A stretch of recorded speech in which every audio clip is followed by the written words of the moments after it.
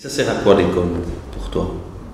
Pour moi, c'est pour mieux apprendre, pour mon avenir, pour ce que je vais faire quand je serai grand. À apprendre, pour faire son travail aussi. Pour savoir travailler et avoir de l'argent quand on sera grand. À apprendre à étudier, à connaître. C'est important?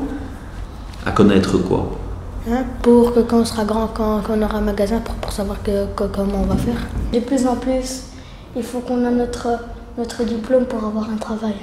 Ce qui est important dans l'école, on se dit « Oh, moi, je veux pas y aller, c'est ennuyant et tout. » Mais en fait, c'est très, très important pour faire des calculs, du français, de l'éveil.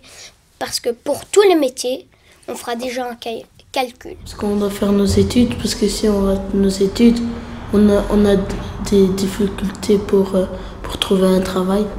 Apprendre les maths, français,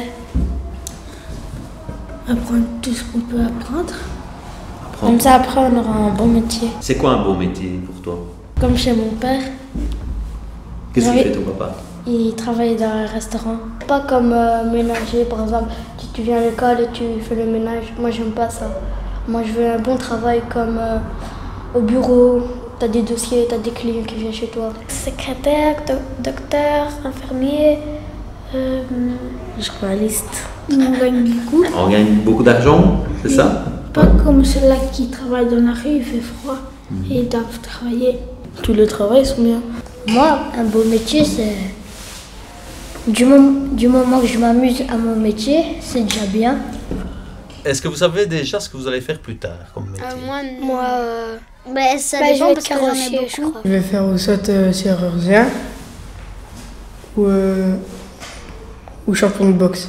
Comme moi, je veux être docteur et alors il faut que je travaille bien pour être docteur. Voyageur ou pharmacien. Avant, moi, je voulais être journaliste, mais après, j'ai eu peur. Peur de quoi?